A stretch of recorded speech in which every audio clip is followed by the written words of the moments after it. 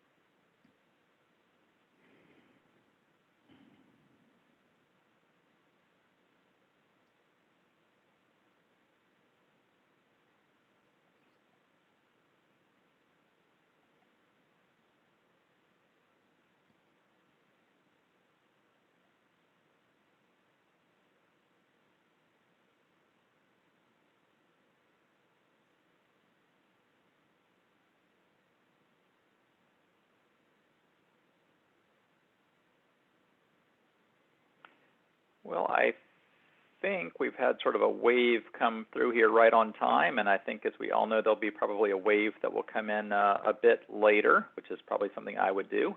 So we'll go ahead and get started for the benefit of time. And my name is Brian Klontz. I'm the president of Charitable Solutions. I have my partner, Ryan Raffin, who will be co-hosting / co-presenting with me today. And we are going to go through almost last-minute charitable planning opportunities under the CARES Act, the TCJA, and other recent tax legislation, primarily the Secure Act. And so to sort of set the stage, at least for today, I, frankly, was becoming confused about the various acts and sort of the confluence between and among them.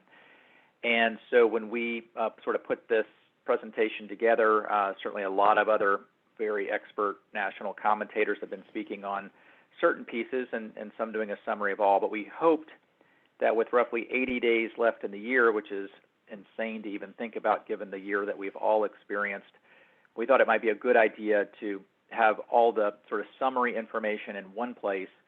And then most importantly, as you'll see, we're going to go through the agenda in a couple slides, but we've got what we at least hope will be the top 6 key planning ideas that are still doable in the last 80 days, and in particular that can be opportunistic based on some of the new tax law. So again, Ryan Raffin will be my co-host, has been with us for, I think, 5 or 6 years at least. Yep. And this is being recorded, so we will not be sharing slides directly, but we'll be doing that indirectly through the recording. And then any Q&A, I should say, if you can include your Q&A ideally in the Q&A box at the bottom of your screen. Chat's okay too. But we should have a bit of time at the end to be able to cover that. Even to the extent that we don't, we will be providing, hopefully by Monday or Tuesday of next week, both the next webinar topic and link, and most importantly, an accumulation of the Q&A and chat from our Tuesday webinar, the ones that I'm sure you guys are going to be very insightful on this one. And then we'll have the answers to those consolidated that will be sent out along with a link to the webinar that will be recorded for free. So to the extent anybody you think might have otherwise benefited, then you can just send that link along, and that goes to our free library of webinars we have on the Charitable Solutions website. So the next slide, I will take maybe just about 3 minutes, 4 minutes to go through what we do as Charitable Solutions. We have a lot of friends on the call.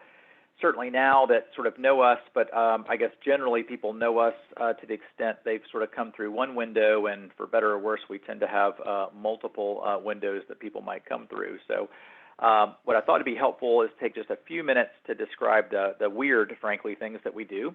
So I started the firm in 2003. We are a risk management firm around planned giving specifically, really focusing on two primary areas. One are gift annuities, and the other are non-cash assets.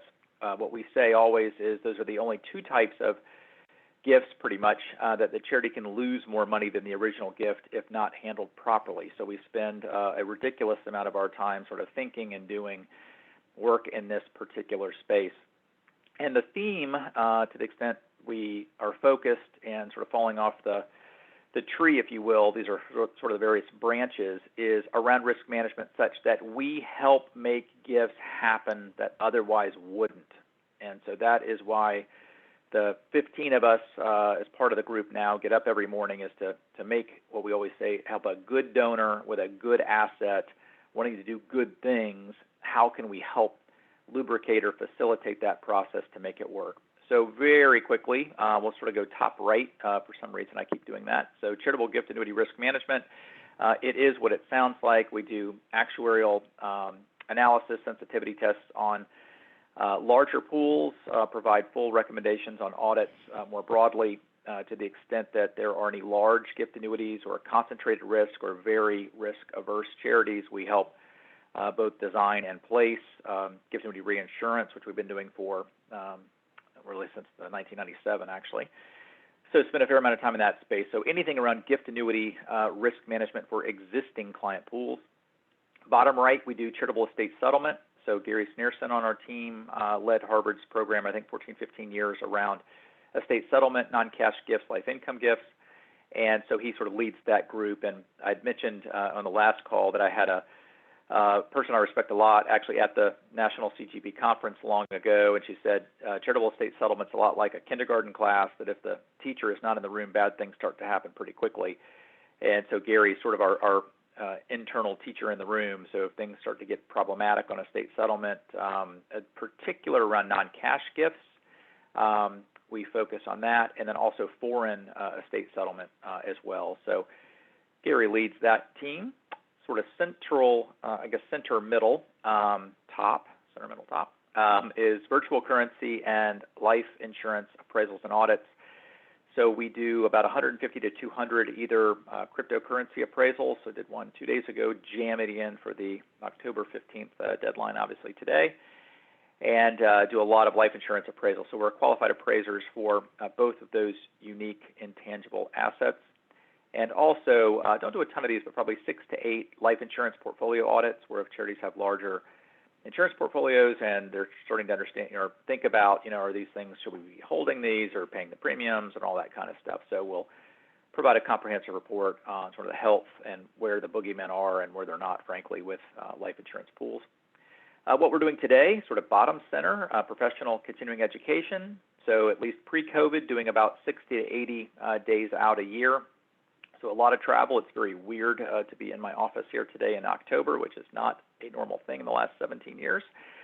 But glad to be with you all, hopefully all safe. And so we're doing more and more on the virtual side, so maybe 4 to 5 of those sort of a week now. So very much transition that business to more virtual presentations for CE and otherwise, training, board, donor, et cetera. So top left is our sort of primary activity. Probably 40% of what we do are non-cash asset risk management. We really do that in 2 ways. One, we actually provide direct consulting hourly services to clients that have specific non-cash assets that they need some outside help, whether that's for the due diligence, acceptance, management, or sale, so any sort of component part of that. And then the other big chunk of what we do is we created a national donor advised fund called the Decami Foundation, which perhaps many of you hopefully have heard of, and the Decami Asset Trust. And so we only take in, since 2003, only take in illiquid gifts. We don't do anything else. And we only receive referrals from charities that are not able to receive a particular asset. So about 40% of what we do would be real estate, 40% privately held stock interests, and then 20% weird stuff that come up from time to time with all of you and your clients and donors. And so we've averaged the last 3 years, it's been about 5.2 million per transaction, so they tend to be quite large. Median's a little bit under 3 million or so. And we typically do about 70 to 80 actual donations each year. So we've raised about 1.4 billion now through the collective foundations, and most importantly, this is again what sort of drives us, 100% of the donations that we received were initially declined, 100%. So these are only situations where the charity is not able to take it directly. They refer it to us, we do the work. Again, on the average donation of the 5.2 million in the last 3 years, our average fee is about 1.4%. So we're able, hopefully, to keep expenses way down. We're taking all the risk. We do the sausage making is what we call it. And then 30 days after sale, all of the proceeds then are granted back to the charity the donor was trying to give it to in the first place. And the final piece, which is very similar, sort of an outsourced model, is the National Gift Annuity Foundation that has grown very, very quickly. We are now the largest independent CJA platform in the country, have just under 600 contracts. About 300 charities have actually referred and completed gift annuity gifts with us. So we're in 49 states. We can do it for illiquid gifts. We talked, webinar last month was on testamentary CGAs, and sort of how we're looking at that from a stretch IRA perspective, which we'll mention. So we have a whole team then sort of leading the National Gift Annuity Foundation. And again, most importantly, we're the ones that take the asset, manage the liability, and then 100% of the residuum is then paid back to the charity, again, the donor tried to give it to in the first place. So that's what we do. Hopefully that wasn't too burdensome, but a lot of people have no idea what we do. And John Rhee, I think with Stanford, that's the one state. So we all know the one state. It is Hawaii, weird Hawaii rules. And if somebody wants to loan us $500,000 so we can set up an account in a Hawaii bank so that we get 0 CGAs in Hawaii for 8 years, let me know. But we're in every state except for Hawaii. So yeah, you did figure that was it. So and nobody wants to be in Hawaii. And Hawaii Community Foundation is actually a client of ours for some other things. So we typically refer to them to the extent that that comes up. So anyway, so that's what we do, all weird stuff. And so here's the quick agenda. We'll get into the meat of it. So we already sort of led with this up front, an overview of recent tax law legislation going through the 2017. So it's been only really enacted for 3 years. The big Tax Cuts and Job Act changes. We'll talk specifically within that around the estate tax threshold increases, QCD strategy. So a number of these are sort of popped up, and perhaps in some ways that you had not otherwise considered, sort of a QCD and QCD-like opportunities that have been created by some of these new acts. We talk about the Secure Act changes, which didn't have a lot around charitable planning, but did have a lot around retirement plan, which tangentially then is included in charitable gifts. And then, of course, the CARES Act. So it's been a bit of time there. And then we've got the top 6 last minute, at least in our idea. And I'm hopeful that you guys might say, you missed, X, Y, or Z. Have you thought about these things? So if you've thought about or marketing or talking with donors about other opportunities, would love to hear those, and certainly will be glad to send that out to all registrants for Tuesday's webinar as well as this one. So with that, I'll pass this back over to my co-host / partner, Ryan, and he can walk us through a couple slides, and then we'll do a little tag team as we go through. Sure. Thanks, Brian. So probably the best place to start in terms of doing an overview of the tax law changes over the last 3 years is figuring out a timeline of what these relevant acts were, when they went into effect. So tax law can be very complex, very dry, but thankfully we're starting with something that's really important, but even more simple. So 2017 Tax Cuts and Jobs Act, a very, very big piece of legislation passed and signed into law at the very end of 2017, as I'm sure everyone here remembers, and effective really only a few days after that, starting January 1st, 2018. So it's been in effect for nearly 3 years now, 2 tax years, 2018, 2019. And obviously mostly through 2020, but haven't seen really the tax effect yet, which is particularly relevant given the next 2 pieces of legislation. The Secure Act from 2019. If you were curious, Secure stands for Setting Every Community Up for Retirement Enhancement, which I don't think is said in full very frequently, I think it's safe to say. not as high profile of a law, was under negotiation for much of last year, again signed and passed into law late last year, and effective on the 1st of 2020. So a very new piece of legislation. And then finally, I'm sure everyone's aware of this one as well, the CARES Act was passed for COVID-19 pandemic relief, a very, very broad sweeping piece of legislation, but thankfully did have some charitable focus to it. And somewhat unusually, that was retroactive to the beginning of the year, which we don't really see with laws that have a tax impact as often. But I'm going to start chronologically with the TCJA changes. Probably the most significant and sweeping and comprehensive tax reform since 1986. I think most experts in the space would say that, and I mean tax experts, not charitable people like myself. There were some significant changes in the charitable space. A couple big ones that I'm not going to get into really, I'm just going to mention were the endowment tax, which impacted some very large endowment colleges. I think about 30, 35 colleges. Maybe some people in the webinar work for some of those and are familiar with the changes there. And then there was some changes to the way that UBIT calculations are kind of siloed, also quite complex, and we're not really going to discuss that here, given that it's kind of a niche topic.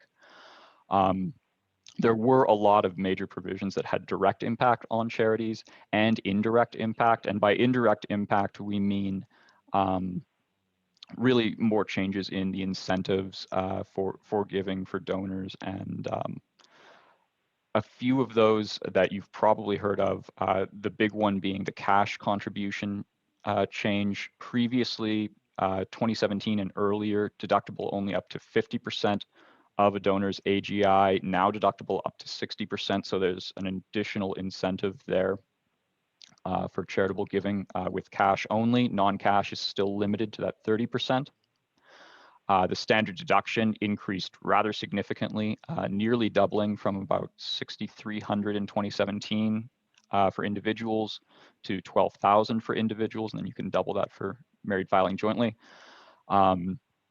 As the slide says there, obviously that reduces the number of people who itemize. Also worth noting that although the standard deduction increased, the individual exemption was removed. So that was a way of netting out the benefit from a budgetary perspective, I think. And then another big change was the doubling of the estate tax exemption from 11 million for a couple, I believe it was, now to 22 million for a couple. So rather significant change there.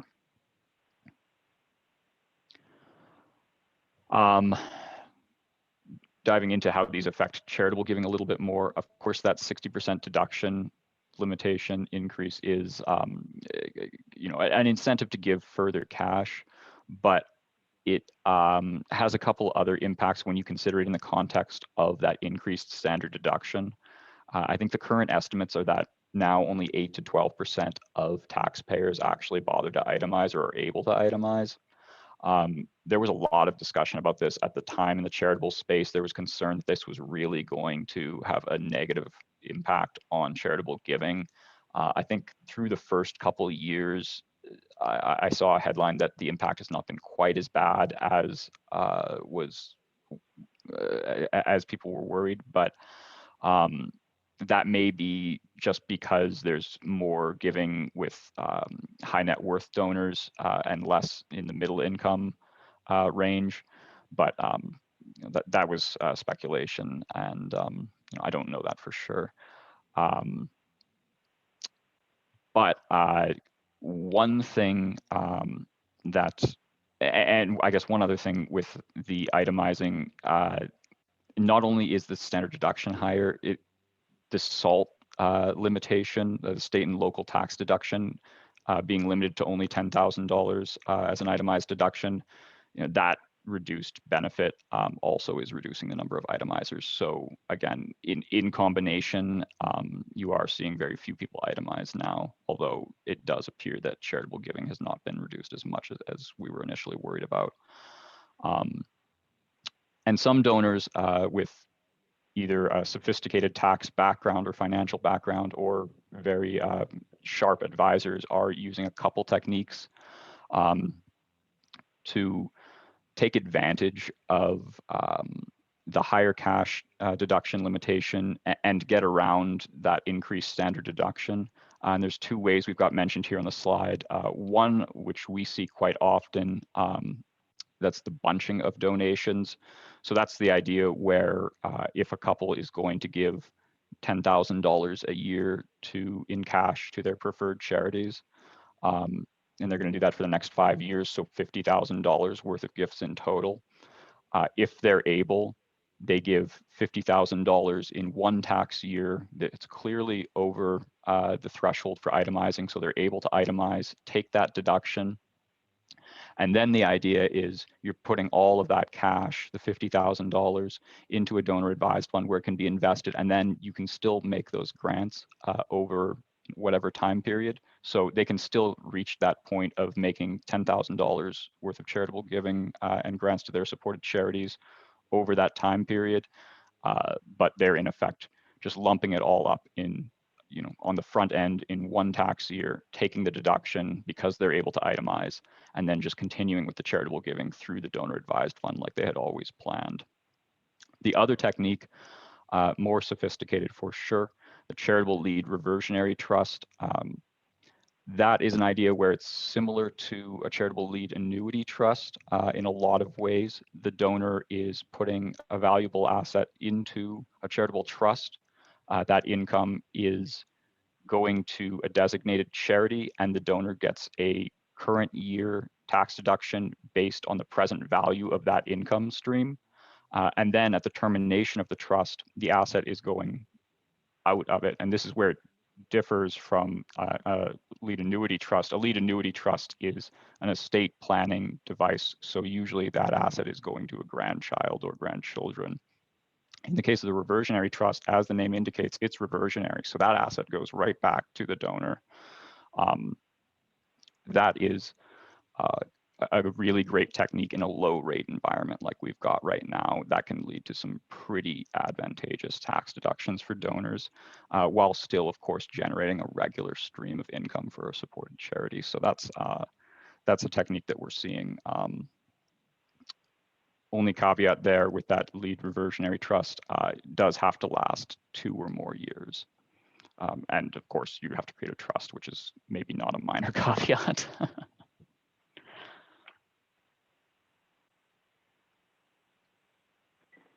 I will jump in here. So a couple things, and this is maybe before we jump into the estate tax changes, but just maybe some editorial comments that I would make. So as Ryan mentioned, the TCJA, hard to say fast, allowed then for a 60% of HEI deduction for cash. And I want to make very clear as we sort of go through this, because it will become very confusing very quickly, that is for any public charity. So any public charity, which I think all of you know, but that would also include a supporting organization deemed a public charity as a 509(c)(3) organization, or a donor-advised fund sponsor to a donor-advised fund.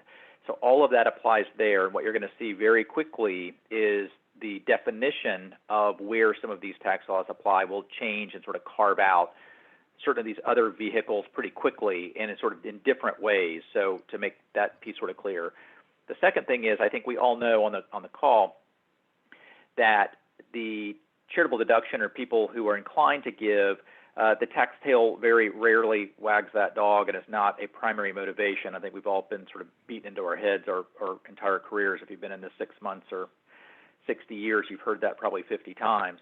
Now, having said that, clearly the potential recognition of capital gain or other kinds of income items certainly will prompt that conversation. But what's interesting as you sort of go back is, as Ryan mentioned, about 8 to 12% is at least the current estimate based on some real numbers finally that are coming in of people who now itemize. Before it was still 30 to 33%, so that's a big drop, but it still was 2/3 of people weren't itemizing before all of this. and we really didn't see giving go down much at all. And when you look at sort of taxes as a variable, if you sort of look at a regression model, which is where this will get really exciting, I'm sure, and you look at sort of variables or indicators about why people give more, most every study that I've ever looked at basically says, tell me how the S&P is doing that year, and I'll tell you how giving's going to go. I mean, everything is driven by the stock market. The taxes have less whip than I think all of us believe. And I actually did a study going back to the 1950s looking at charitable giving as it relates to GDP. And when you look at that, this is through wars, this is through the Carter years where the marginal income tax bracket was 70%, like 70%, down to the Reagan years where it was 28 to 30% was the highest marginal income tax bracket. It is amazing how little any impact that had. The state tax exemption at $600,000 per person to complete repeal to back. I mean, all these changes, we as Americans are freakishly generous, like freakishly so, where if we see need, we're going to give to that need, kind of no matter what. And what I find very interesting is that when you sort of look at this, and people, whenever I do a presentation, people say, oh, we're kind of like Canada, we're kind of like the UK, and I'm picking on Ryan because he's from Canada. I'm kind of like Australia. I'm like, yeah, we're kind of like them who are 2, 3, and 4 globally per capita giving. We give twice as much as they do. We are just crazy givers. And so the tax laws are important. We're talking about it today, but that's not really what motivates people to give, sort of as we know. And most all the data bears that out. The other thing that's very important, and Ryan alluded to it, but I want to press this point a little bit, the last thing I want to do is have sort of an overall discussion about all of the issues with wealth inequality. I think we could have a very robust conversation around that. The data sort of proves out that the top 1% wealth in this country, household wealth, give between 40 and 45% of all gifts. So goes that group, so goes charitable giving. And that's really why the stock market as sort of a variable is so correlated with overall giving, just because that particular group obviously is tied much more into stocks, into real estate appreciation, into private business appreciation, et cetera. And that will be where those gifts are coming from.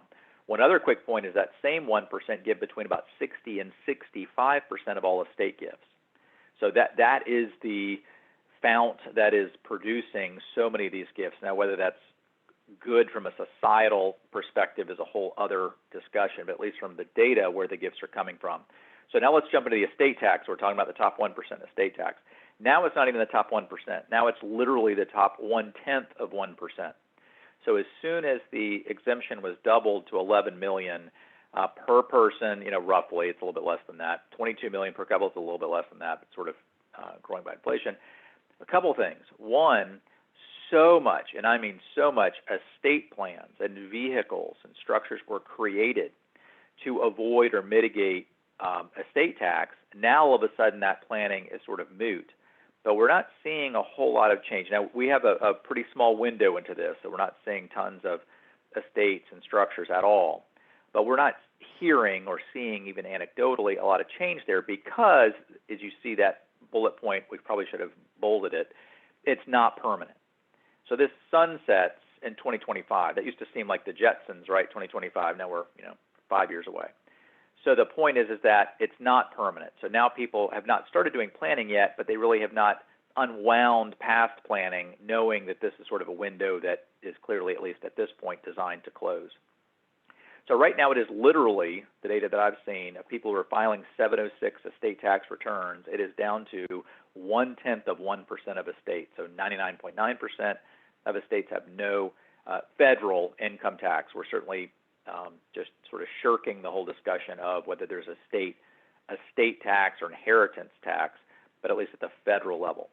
So one particular opportunity, and we sort of talked about this before, is do you know how many life insurance policies have been purchased for the last 20 or 30 years for estate liquidity, typically survivorship / second to die policies, such that when the owner dies, and certainly if they have real estate or private businesses or anything illiquid, the whole design is to try to figure out or project what the estate would be, what the estate tax then would be at that time, and then purchasing a life insurance policy to be able to pay off, obviously, the death benefit, income and estate tax-free, to provide liquidity when needed to pay the tax. My original question was, do you know how many of those? All you need to know is a lot, like a lot of these policies have been purchased over 30 years by high net worth families, making sure that they have the liquidity so they don't have the proverbial nightmare estate sale, fire sale to raise, blow out the real estate pennies on the dollar to raise the money to pay the actual tax. What's happening? We are not seeing, I've had a couple people ask, are people making then those assets now that have all cash value, these are permanent policies that have built up cash over time, are people surrendering them? No is the answer, because by the way, life insurance that has internal gain, so gain over typically the sum of premiums paid and what the cash value is, that's all ordinary income. And some of these, again, have been around 10, 20, 30 years paying into these policies, so they're not tending to do that. Second, they're concerned certainly about this 2025 window that's closing, and then what will the exemption be at that point. But what we're seeing, which I find so interesting, is for any of you that were doing this charitable planning, certainly back in the mid to early 90s, it was almost a law that if you brought, it wasn't, but you get the point, almost a law that if you brought up a charitable remainder trust, the next sentence was, and before your heirs get upset and call me at home and yell at me, how about we put money or assets into the trust, you're getting the deduction up front, as you know, for some percentage of what you're putting in, and you're probably getting a higher cash flow coming out because you're not having to pay capital gains taxes on the appreciated assets that you're putting in, so you're getting a higher cash flow. So why don't we use some of the tax savings from the deduction plus the increased cash flow to buy a life insurance policy to replace the wealth that you gave away? That was a sort of peanut butter and jelly sort of approach, in particular from the insurance industry, as a very tax-effective way of being able to still have a charitably inclined person making gifts, but then replacing that wealth, which is what the heirs want, which is just give me cash typically anyway. Why am I bringing this up? What's happening is the reverse, which I find so odd and interesting. So what we're seeing is people then that have larger estates, not 22 million large, but let's make up 14 million large. So they're not subject to estate tax right now. But let's also say, which they do, they're going to have a 401k plan or a 403b or IRA, other kinds of non-good inheritance assets, which you all know. And now what they're doing is they're saying, well, wait a minute, we have this asset, this life insurance policy, that will be outside the estate, will pay income tax-free, that death benefit. Why don't we consider giving some of these other assets that would be non-heir optimal to give? We will then point those toward our charitable interests or our foundation or donor advised fund or direct charities, however they wish to do that. And now we will repurpose or repoint the life insurance benefit or the proceeds that otherwise was going in essence to the IRS for estate tax. We'll now just point that back over to the heirs who are now being in essence disinherited by the amount that we're giving away. We're seeing this happen a lot, and so it's very interesting. These are beneficiary designations, so if 2025 comes and all kinds of bad things happen, they can sort of make those changes at that point, but they're keeping the life insurance in place.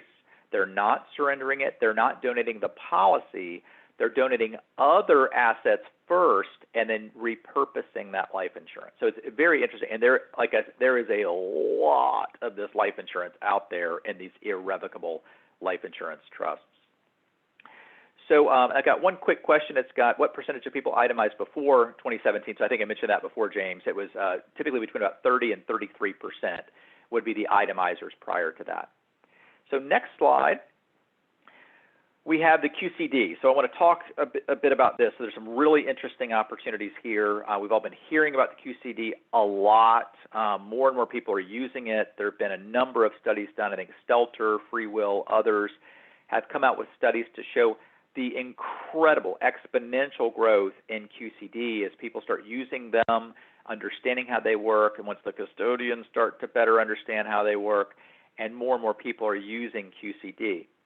there are a couple very important points here. So the first is, under the typical QCD rule, so I want to sort of back up on that a little bit, that would be if they're over 70 and a half, they can give up to $100,000 directly to charity that is not, here's the first carve out, a donor-advised fund supporting or a private foundation.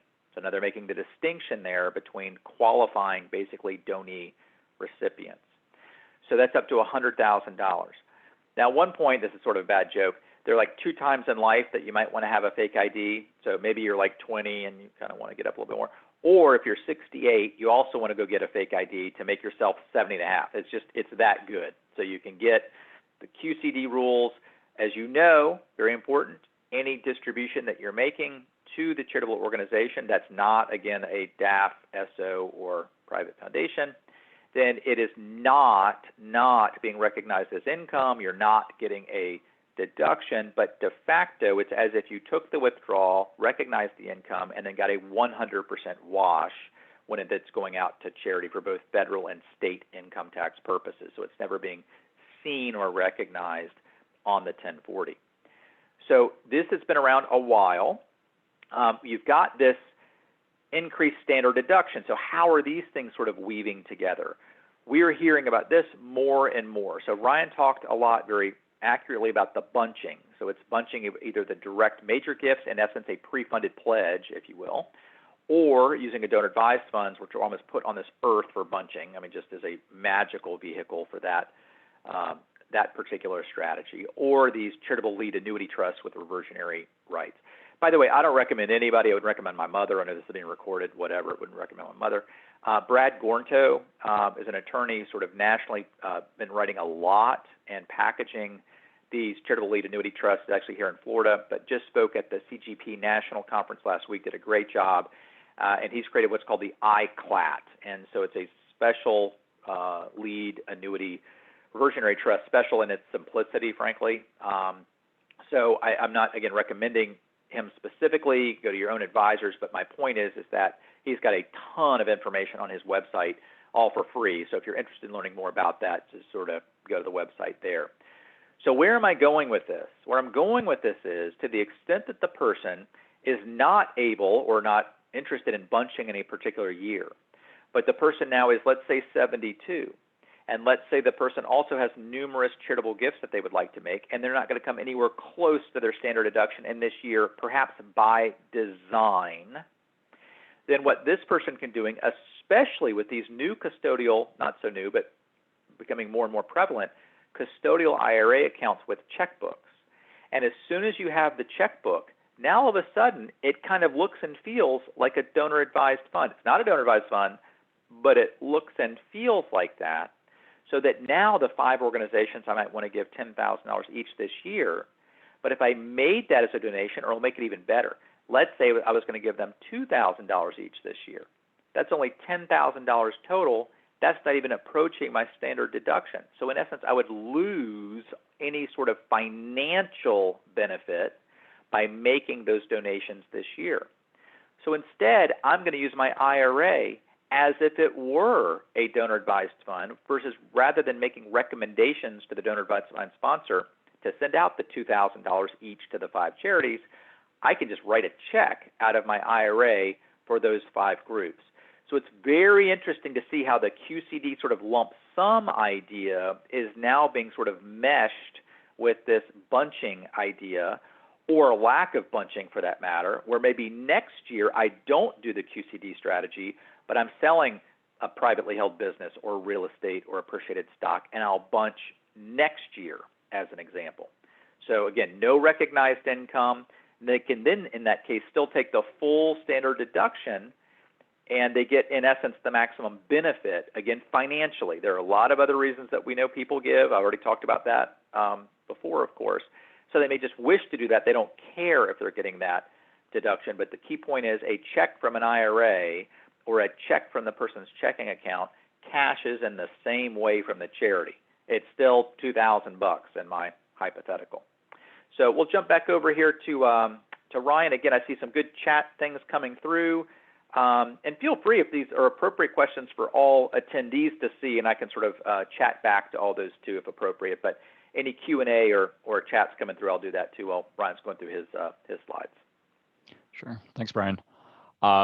So looking now at the 2019 Secure Act, it was, as the name, the R in Secure stands for retirement. It's focused on laws impacting retirement planning.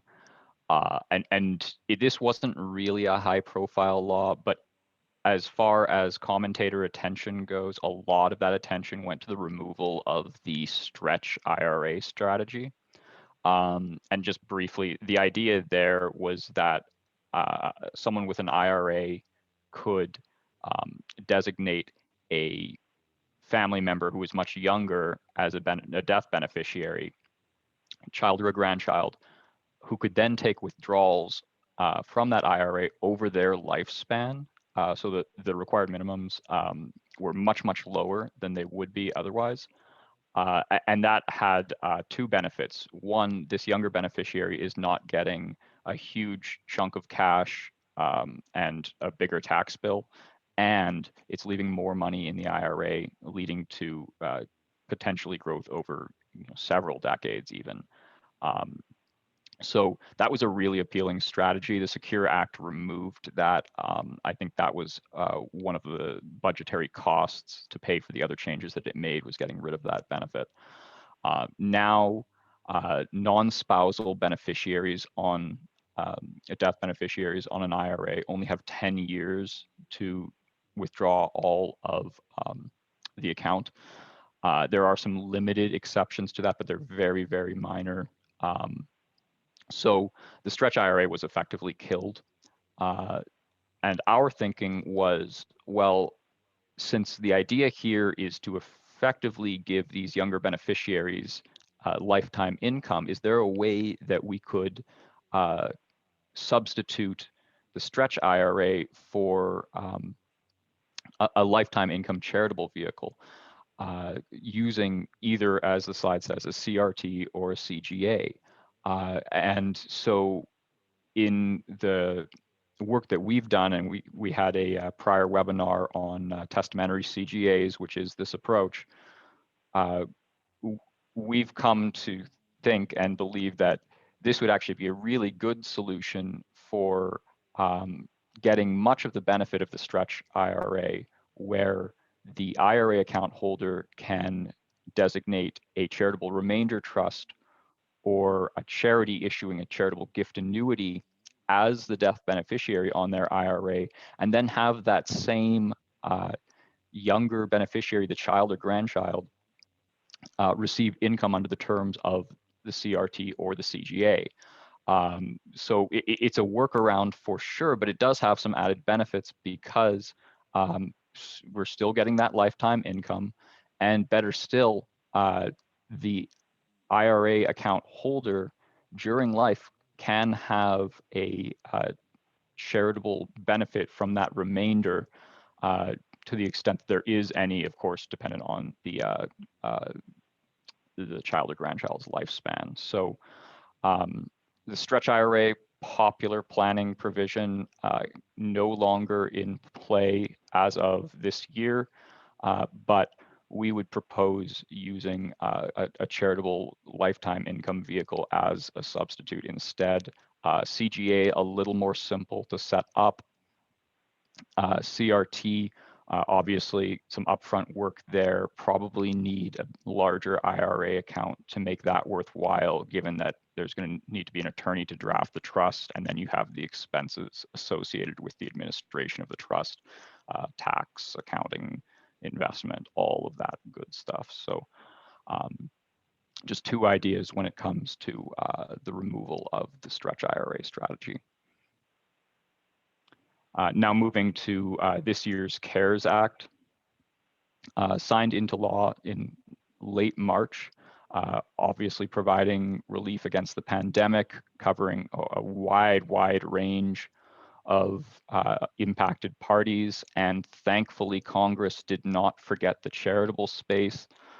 This was, I think, welcomed with open arms among charities who were concerned about a decrease in charitable giving, given the pandemic's impact on unemployment and just overall economic uncertainty. A pretty simple and straightforward one was the addition of a $300 above the line deduction for all, and this should say all non-itemizing taxpayers. So taxpayers who are not itemizing, and as Brian discussed, that's, it was never the majority, and now it is the overwhelming majority of taxpayers are now not itemizing. They're able to take this $300 above the line deduction, and better still, that's likely to be a permanent addition. That's probably good for charities just because it makes a difference for these non-itemizers. They're able just to take this deduction, see an immediate benefit, so a clear incentive for more charitable giving, and that's why it's probably going to be permanent. A more complex one, but certainly one that was very interesting to many charitable planners and financial advisors and CPAs, was the increase in the AGI limitation for cash donations. That went from 60% under the TCJA in 2018 and 19. For 2020 only, that's now up to 100%. But again, we do have some exceptions and carve-outs from that. That is only for cash donations again, so non-cash still 30%, and cash donations to public charities, so no private foundations, and we're still cash contributions to donor-advised funds and supporting organizations are not eligible for that 100% AGI deduction. So really, Congress clearly was concerned with putting cash into the hands of charities that are, for lack of a better term, operating in their communities, giving money to people and programs that assist whatever their purpose is, not being stored in a private foundation or a donor advised fund, which as we all know, that's great and has a lot of advantages, but that wasn't Congress's purpose here. And the final point, and this was interesting, corporate donations are now deductible for 2020 up to 25%. As much as all these changes that we've discussed have helped individual donors, Congress has not shown a lot of attention to corporate charity, not so with the CARES Act. Corporate donations now deductible up to 25%, up from 10% previously. So that is a benefit for corporate charitable giving, which we just have not seen a lot of lately. And I think Brian is going to wrap it up with the 6 key last-minute planning ideas now. Yes. So I've got a couple, and I was thank you very much for all the Q&A. And as I said, if we don't get to, I was typing as fast as I could during Ryan's 2 slides, so we will mush those, and then so you're like, oh my gosh, are we not asking the right question? I'm sure the Tuesday group asked some good ones too, so we're going to mush them all and then answer them, and then I'll sort of send it out. So a couple really good questions I wasn't able to jump to. So at least again, from our perspective, not exactly the right perspective, but from our perspective, here are some 6 things that we think might be very interesting for you to consider. We got 80 days left, and as I think Ryan's done a great job, we've got these sort of layered, sequential tax acts. Each one is sort of incenting certain things, and then sometimes those things are in a confluent way, working together. Sometimes they're working against each other, and so it's how all these sort of mesh. Hopefully, this sort of lands on this slide. So the first thing is sort of this 100% AGI deduction piece. So one idea, and this has come up with others as well, is, and there have been a couple questions, I want to sort of take a step back. The CARES Act also did eliminate the need for required minimum distributions. And I want to describe what those are, because I've had, I guess, 3 questions on this in the chat or the Q&A. A required minimum distribution is basically saying you only have X amount of years left of life expectancy based on the IRS table. Let's just say it's 10 years left, and therefore you need to take a certain amount each year, because the whole reason why these were created were actually for retirement plans, not let's stretch it out to my grandkid, then they do the inherited IRA to their grandkid, and so on. And so it is a required amount of distribution that you have to take. The great thing with the QCD is that it actually is a credit or goes toward the required minimum distribution. And if you ever want to see a bitter person, you talk to like a 72-year-old that has to do a required minimum distribution. I mean, they get fired up. So if they're charitably inclined, they can then use that charitable gift through the QCD to meet that distribution amount. What I want to make so clear, though, is that's just an extra, cherry on the top for people who are annoyed by RMDs. The fact that RMDs are not required does nothing as it relates to the benefit of a QCD. The benefit of the QCD is they can use their IRA assets, make donations of those, and not recognize that as income at all. Whether they're using that against their RMD or not does not matter. They may like to use it against the RMD, but again, for this year, it doesn't matter anyway because there's not an RMD. So it would only be those people, and this would be sort of a small subset, who are not charitably inclined at all, which would be sort of odd, but they just hate the idea of being required to do anything, that almost like a poison pill, they're going to find some charity to just dump $5,000 or $10,000. Maybe there are people out there like that. I don't know, but that's not I would say, a rational thought proposition. So my point here is, even though RMDs don't apply for this year, almost in no way does that negate the attractiveness of using the QCD in its normal form, 70.5, et cetera. Here's the abnormal form. What if they're under 70.5? What if it's not an IRA? So it has to be an IRA used for QCD, cannot be 401k, cannot be 403b, et cetera. But now let's say I'm 62 and I'm charitably inclined. I'd like to make $10,000 in donations this year. I'd like to keep my cash and my account. We're all learning what liquidity is these days, certainly given all kinds of economic turbulence. And let's also say that I'm not overly interested in using my appreciated stock portfolio to make those gifts. And I'm also hearing from my CPA, might be a good idea for you to keep your itemized deductions as low as possible for this year, for whatever reason. The point is this: I'm 62, I've got a 401k. Why couldn't I just take a withdrawal of the, let's say, my $10,000 in my hypothetical? I take a withdrawal. I'm recognizing that as income. That's coming in, that's income. But now, because there's a 100% AGI deduction for a gift of cash, which is I'm taking a check out of my 401k, depositing it, I've got cash. Now I make my $2,000 donation to these 5 places, assuming I itemize. So I'm sort of jumping through the itemization here a little bit, but assuming I'm itemizing, then I'm able to take that as a full deduction. So it almost becomes a de facto QCD for people who are going to go over their standard deduction for this particular year, and they can make then gifts almost as if it were a QCD. You're still recognizing the income, but you should be able to get a full wash as well. There can be some nits and gnats in there. State income tax is sort of a big one. There might be some odd thing where if you sort of spike income too much, your AGI phases out some other kind of benefit, but the itemized deduction piece limitations were all repealed under the Tax Cut and Jobs Act anyway.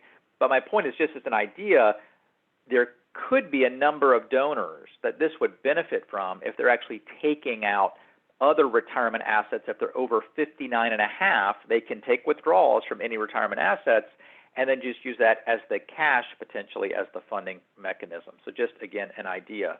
And this way, 2 things happen.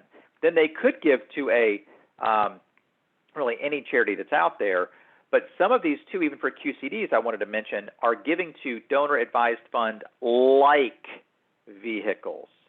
So when the Pension Protection Act came out and said, here are the exact legal definition of what a qualified donor-advised fund is, very astute planners would come up with reasons why, in some cases, we don't want a donor-advised fund. So there are a number of charity donor-advised fund sponsors, by the way, that can take QCDs into funds that look and feel like donor-advised funds. But as a quick example, they might say something like it could be the Klontz Family Fund. I'm 72. I want to have $100,000 go into that fund, but I am specifically revoking my right for any advisory privileges post-funding. I'm going to name the 5 charities I want to benefit, and I'm going to tell you what the specific payout will be to those 5 charities from that 100,000.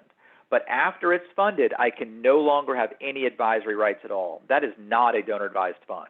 It's called a spin-down designated fund, can be called a spin-down field of interest fund, but it's my named fund. I've named the specific organizations. I've said I want $2,000 each to go to these 5 organizations as long as they exist, and I want it all spent down over, let's make up 10 years, something like that.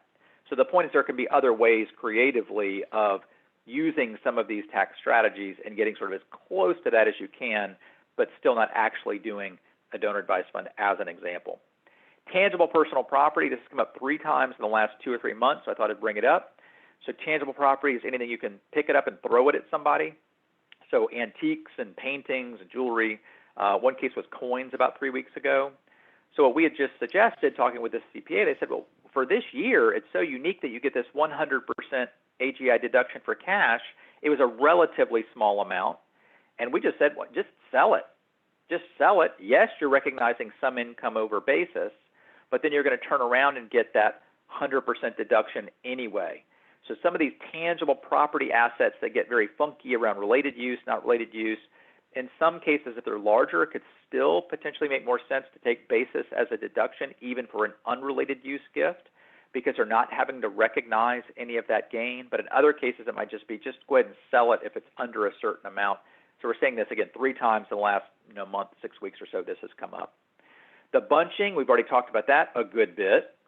So won't go into that any further, but just saying that this whole bunching idea, it'll be very interesting to see sort of if it continues under, in 2021 and so on. But using this bunching idea or the QCD sort of combo idea, QCD in years that you're not bunching, other years that you do bunch, is sort of the mixing a bit.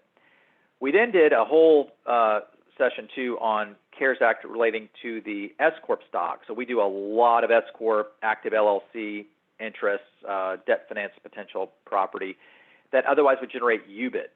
And so this is a very interesting and still a bit murky area. But the idea is we have the Decami Asset Trust. There are a number of similar ones that exist nationally to take in UBIT assets to mitigate a lot of the actual tax. And the point is that if this trust is taxed like an individual, which it is, it's a grantor trust, and on our tax return, on our 990T UBIT tax return, it will say on there, have you made any cash contributions to other charities? We are a giant flow-through, so we're constantly making gifts at the time of settlement to the other charities the donor was trying to give it to.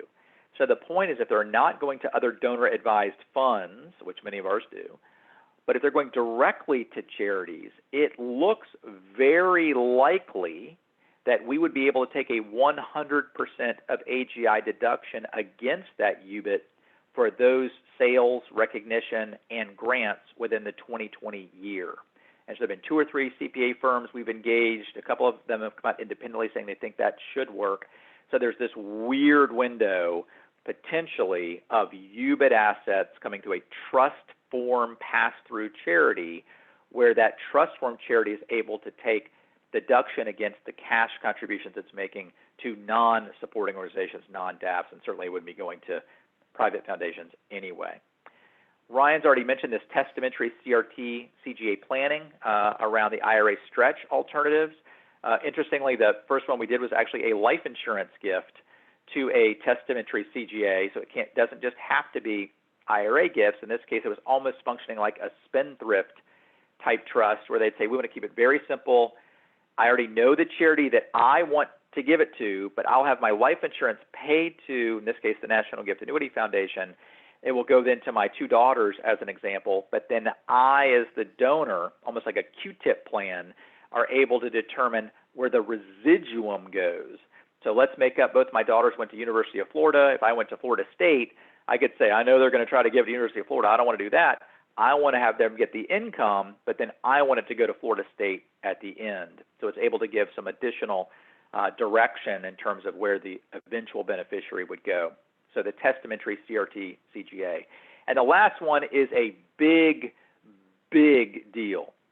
So first, I am hearing, not anecdotally, but from a ton of estate attorneys saying they are being, and this is the word everyone is using, overwhelmed with new estate work. overwhelmed. And they said it's interestingly falling into two buckets.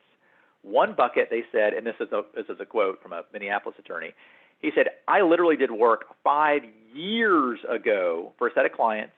They paid for the work, happy with the work, and because of mortality salience or fear or who knows what, would never sign the documents.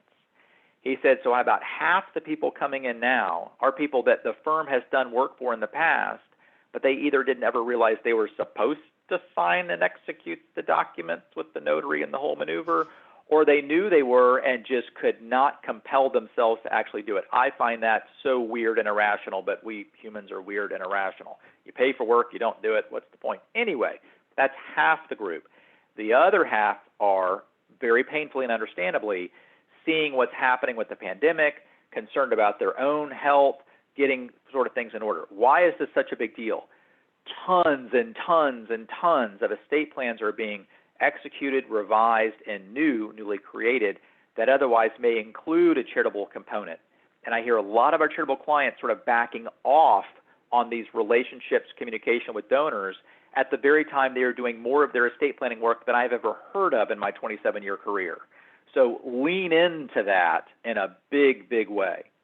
The other thing that's not on here, and this came up as part of the chat, is this $300 above-the-line universal deduction. That is not a big deal. Let's just be blunt. $300, who cares? That's not a big deal. What is a big deal, as Ryan mentioned, is that has been advocated for years and years and years to have this universal deduction that's not itemized. So to the extent that it stays permanent in any way, that's a big deal.